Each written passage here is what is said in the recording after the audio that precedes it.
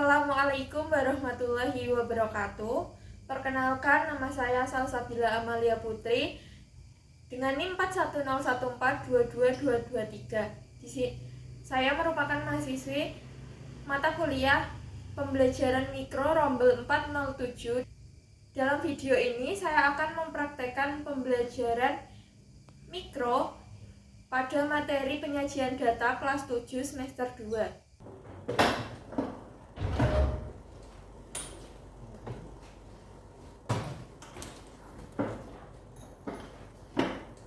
Assalamualaikum warahmatullahi wabarakatuh. Waalaikumsalam warahmatullahi wabarakatuh. Selamat pagi semuanya. Pagi Bu.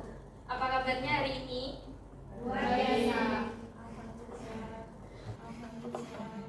Oke, sebelum memulai kegiatan pembelajaran pada pagi hari ini, alangkah baiknya kita berdoa terlebih dahulu. Untuk ketua kelas bisa memimpin doa terlebih dahulu.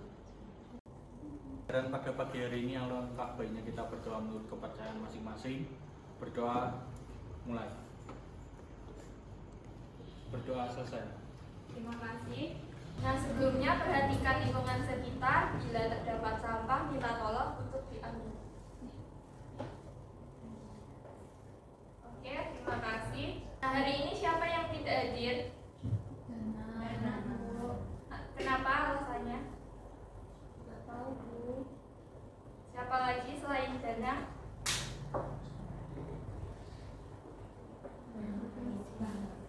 Nah, sebelumnya anak-anak bisa menyimak video yang ditayangkan ya.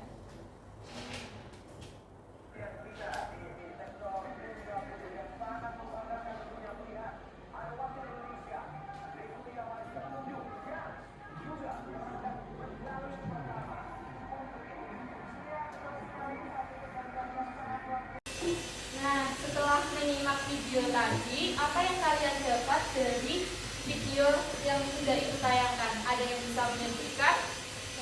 Ayah anak silakan.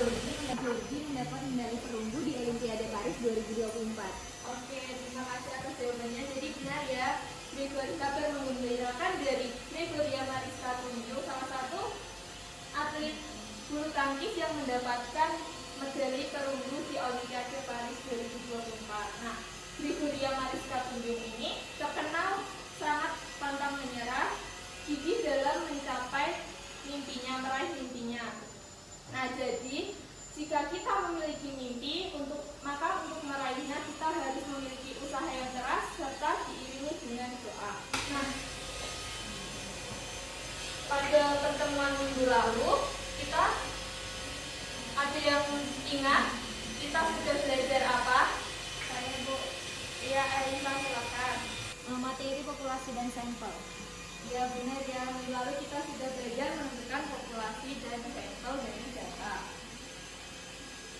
Pembelajaran pada pembelajaran hari ini melalui model pembelajaran Profesor ini bertampilan 4D dengan metode ekspositori, diskusi, tanya jawab, dan presentasi. Peserta didik dapat menentukan diagram yang sesuai untuk permasalahan terkait penyajian data dalam kehidupan sehari-hari dengan benar. Pada pembelajaran pagi hari ini kita akan melakukan diskusi kelompok, kemudian presentasi, lalu kuis, dan kesimpulan serta penilaian sikap. Nah, profil pelajar Pancasila yang terdapat dalam pembelajaran pagi hari ini yaitu ada berakhlak mulia, berkebinekaan global, mandiri, gotong royong, kreatif, serta bernalar kritis.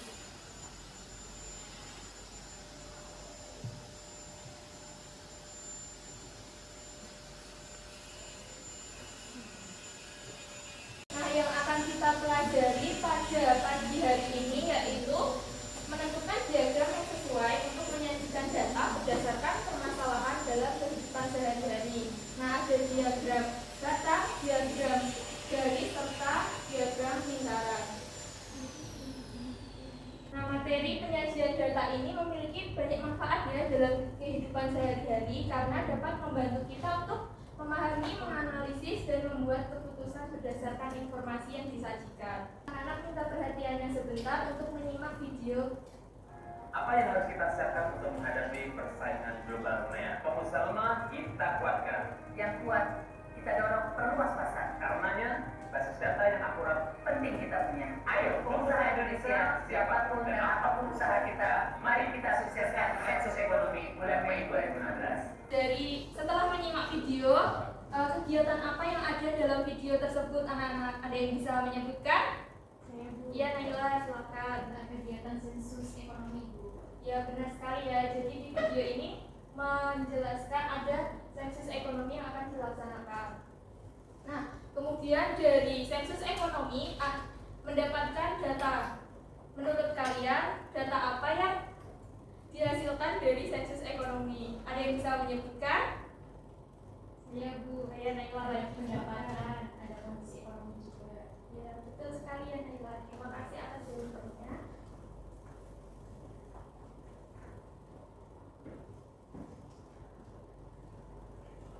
Nah, data yang dikumpulkan dari hasil sensus ekonomi itu mencakup berbagai aspek yang berkaitan dengan aktivitas ekonomi, termasuk kondisi usaha, ketenagakerjaan, kontribusi dalam perekonomian. Nah, data yang didapatkan itu bertujuan untuk mendapatkan gambaran secara komprehensif mengenai sektor ekonomi dan digunakan sebagai dasar untuk merumuskan kebijakan ekonomi yang efektif oleh pemerintah.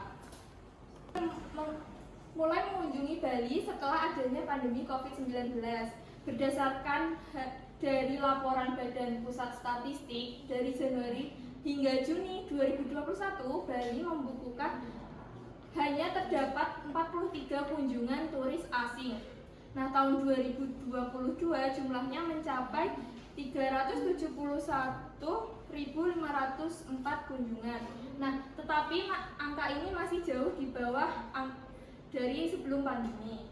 Ada data jumlah turis yang berkunjung ke Bali tahun 2022 berdasarkan negara asal. Untuk menyajikan data tersebut dalam bentuk diagram apa yang sesuai untuk menyajikan data tersebut? Ada yang bisa menyebutkan? Oh iya, sama. Karena membandingkan jumlah antara kategori. Diagram yang digunakan untuk menyajikan data tersebut merupakan diagram batang. Nah, untuk menggambarkan batang dari data ini, kalian juga bisa membuat diagram batang ini dengan menggunakan bantuan Microsoft Excel. Nanti bisa dicoba di rumah menggunakan handphone atau laptopnya masing-masing. Pada tahun 2022, turis asing yang ke Indonesia semakin meningkat. 6 bulan pertama pada tahun 2022, jumlah kunjungan wisatawan mancanegara tumbuh sebesar 19% dibandingkan periode yang sama di tahun sebelumnya. Nah, data ini merupakan jumlah turis yang berkunjung ke Bali pada bulan Januari hingga Juni tahun 2022.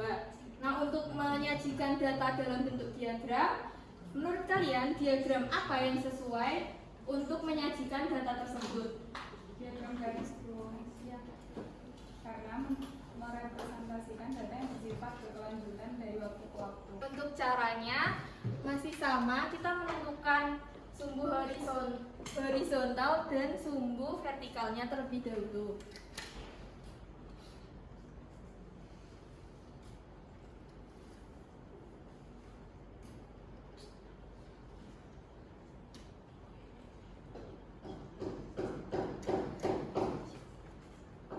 Untuk sumbu horizontalnya kita bisa menuliskan dari bulan Januari hingga bulan Juni.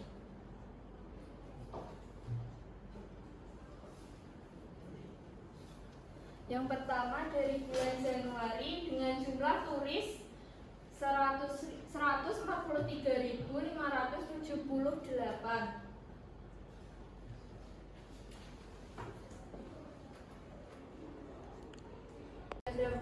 Garisnya seperti ini. diagram lingkaran untuk merepresentasikan data apa dan bisa menunjukkan? Saya ya tadi silakan. Diagram lingkaran itu untuk mempresentasikan data dalam bentuk proporsi. Nah, betul ya. Data yang disajikan dalam diagram lingkaran direpresentasikan dengan menggunakan persentase.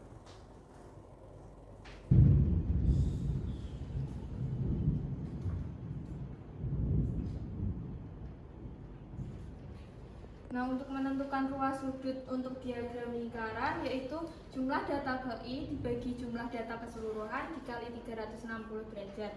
Sedangkan untuk menentukan persentasenya yaitu jumlah data ke I dibagi jumlah data keseluruhan dikali 100%. Nah, selanjutnya Ibu akan membagikan LKPD dan kalian bisa mengerjakan LKPD bersama teman kelompok kalian. Pembagian kelompok sudah Ibu kirim 2 hari yang lalu bersamaan dengan bahan ajar ya anak-anak. Apakah duduknya sudah sesuai dengan kelompoknya masing-masing? Sudah, Bu.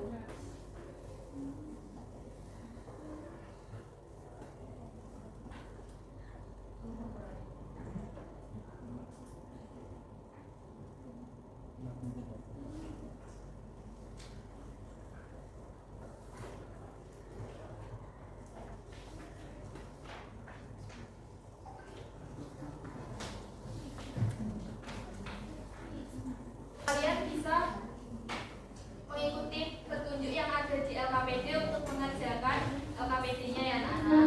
Apakah mengalami kesulitan? Sulitnya bagian apa?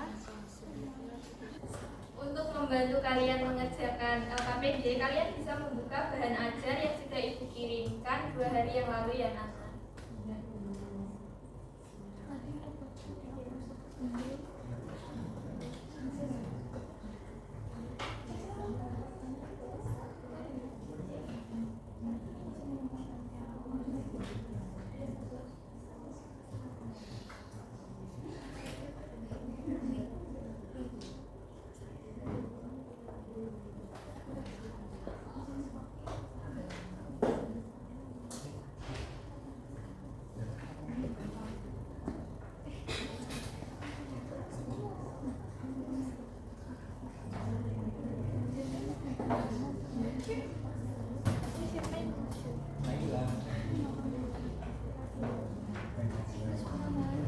Oke anak-anak, karena waktu pengerjaan LKPD sudah selesai, nah untuk kelompok 1 bisa mempresentasikan hasil diskusinya.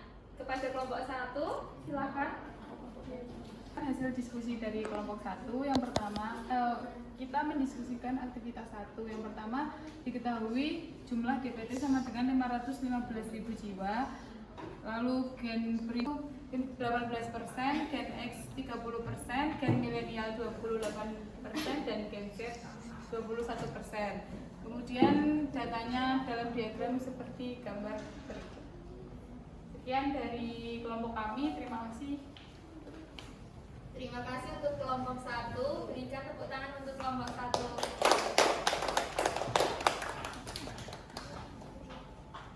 Oke, jawaban yang dipresentasikan kelompok 1 sudah benar ya anak-anak. Kemudian selanjutnya kelompok 2 untuk bisa maju mempresentasikan. Perkenalkan, kami dari kelompok 2 akan menjelaskan hasil dari presentasi kami. Aktivitas 2, jejak karbon atau carbon footprint adalah akumulasi jumlah gas-gas emisi yang dihasilkan dari berbagai aktivitas manusia. Aktivitas manusia yang termasuk jejak karbon antara lain konsumsi makanan, transportasi, penggunaan energi listrik. Berikut merupakan data jejak karbon dari transportasi. Yang pertama diketahui, bisa diperhatikan dulu ya yang di depan. Yang pertama diketahui data jejak karbon dari transportasi. Jenis kendaraannya pesawat dengan emisi CO2-nya itu 250. Yang kedua mobil dengan emisi CO2-nya 190. Yang ketiga motor dengan emisi CO2-nya 100. Yang keempat kereta api dengan emisi CO2-nya 40. Dan yang terakhir kapal dengan dengan emisi CO2-nya sebesar 20. Yang ditanya yang pertama, diagram apa yang tepat untuk merepresentasikan data tersebut? Jawabannya adalah diagram batang karena membandingkan data numerik antar kategori. Yang kedua, gambarlah diagram tersebut dan inilah gambar yang dapat kami hasilkan, bisa dilihat teman-teman. Sekian hasil dari kelompok 2, terima kasih. Terima kasih untuk kelompok 2. Beri tepuk tangan untuk kelompok 2. Oke, jawaban yang disajikan oleh kelompok 2 sudah tepat. Selanjutnya kelompok 3 untuk bisa mempresentasikan hasil diskusinya.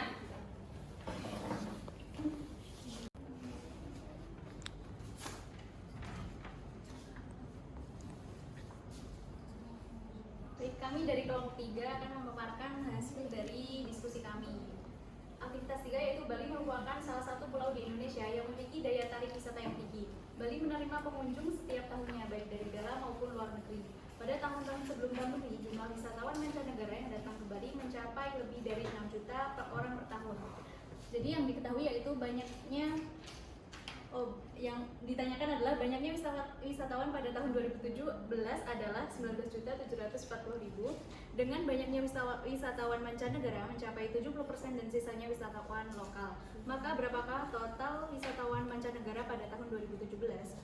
Yang diketahui yaitu banyaknya wisatawan tahun 2017 yaitu 19.740.000 dengan wisatawan mancanegara 70% dan lokal 30%. Yang ditanyakan jumlah dari wisatawan mancanegara tahun 2017.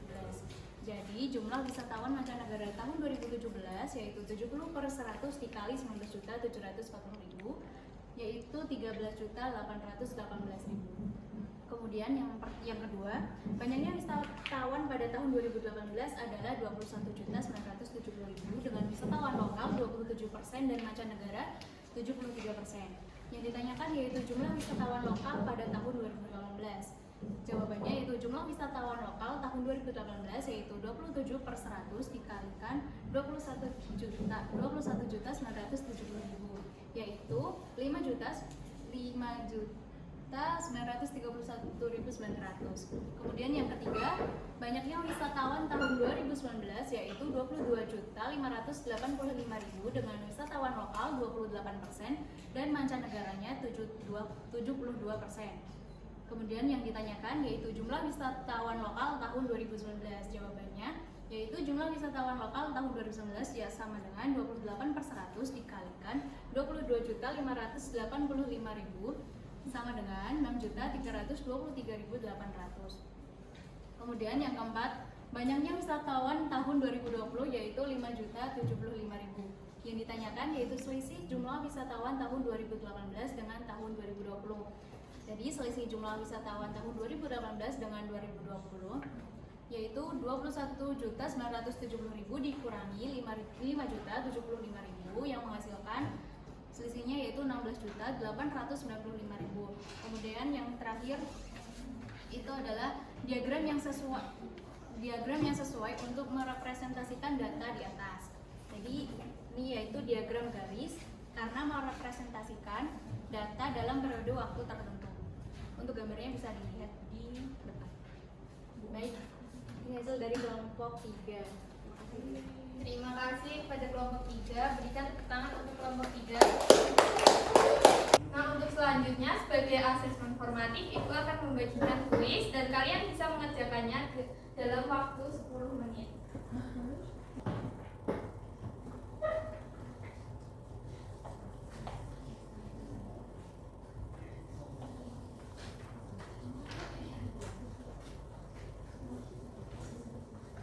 Oke anak-anak, karena waktu mengerjakan kuis sudah selesai, kalian bisa mengumpulkan jawaban kalian.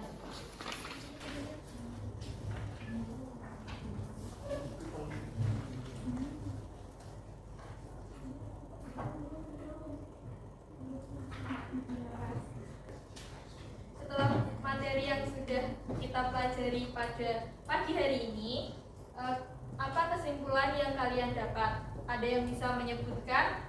Ya, silakan sambil. Kesimpulan yang pertama, diagram batang digunakan untuk merepresentasikan data kategori yang bersifat discrete atau terpisah untuk membandingkan jumlah atau nilai antar kategori. Contohnya data penjualan berbagai jenis produk di suatu toko.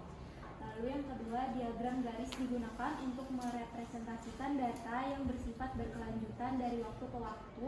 Contohnya perkembangan jumlah penduduk dari beberapa tahun.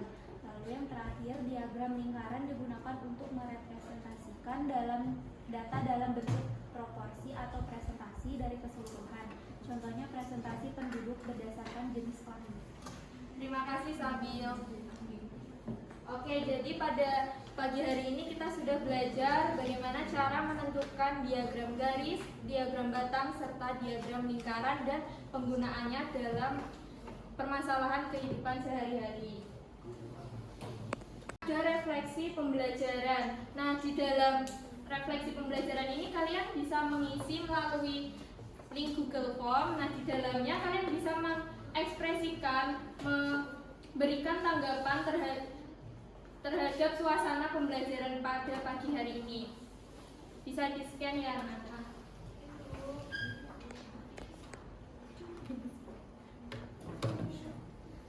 Oke, sudah mengisi semuanya? Sudah. Oke, baik, terima kasih. Terima kasih juga untuk yang sudah hadir pada pembelajaran pada pagi hari ini. Untuk menutup kegiatan pembelajaran pada pagi hari ini, alangkah baiknya kita berdoa terlebih dahulu. Untuk ketua kelas bisa memimpin doa. Sebelum mengakhiri pelajaran pada pagi hari ini, alangkah baiknya kita berdoa untuk kepercayaan masing-masing. Berdoa mulai. Berdoa selesai. Terima kasih. Terima kasih atas perhatiannya. Wassalamualaikum warahmatullahi wabarakatuh. Waalaikumsalam.